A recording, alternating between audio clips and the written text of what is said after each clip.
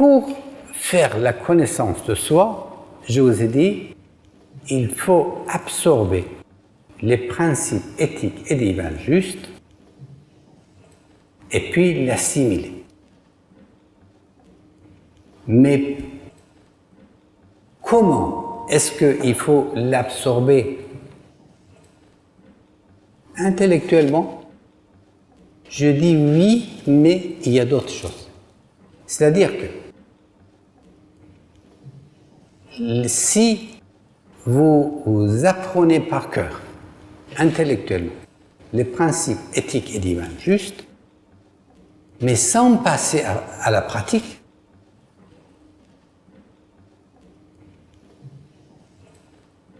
vous n'arriverez jamais à vous connaître.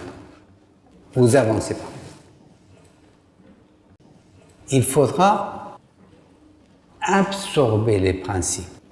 Et pour absorber, assimiler les principes, il faut les mettre en pratique soi-même.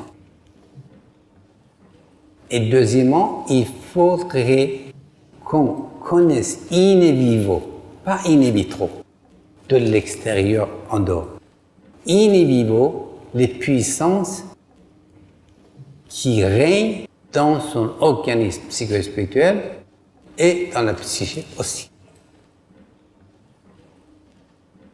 Alors, quand vous connaissez in vivo, ça veut dire que les vérités qui vous forment,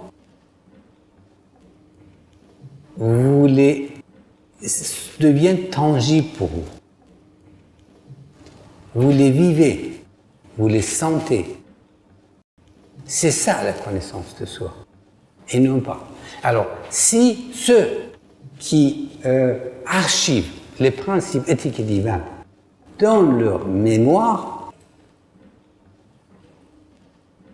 sont comme d'une personne ou des personnes qui ont une maison et une chambre pleine des plats préparés. Mais ils se mettent dans l'anorexie spirituelle, dans ce sens qu'ils ne mangent pas, ils n'ont pas envie de manger. Ça veut dire comment manger, c'est-à-dire ils ne mettent pas en pratique.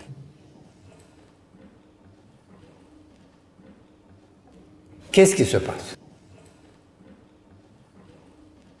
Ils archivent dans la chambre de leur mémoire les plats préparés, c'est-à-dire le principe éthique et divin juste, mais ils ne les mangent pas.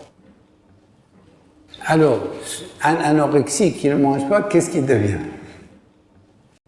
Il devient cachectique.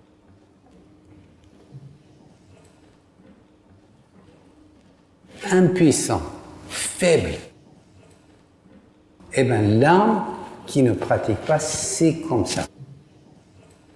Donc, c'est bien que je vous dis, je vous cite les principes. Ici, vous faites des conférences, vous apprenez par cœur. Ça, c'est formidable. Mais si vous ne mettez pas en pratique, ce que vous développerez en vous, c'est une suffisance spirituelle. Vous savez tous que le sens de suffisance, c'est négatif.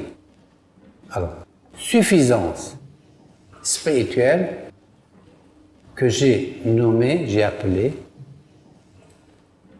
le supérioritisme spirituel. Vous croyez savoir, mais vous ne savez rien. Donc, luttons contre le supérioritisme spirituel. Évitons d'archiver les principes dans la mémoire. Essayons de les mettre en pratique.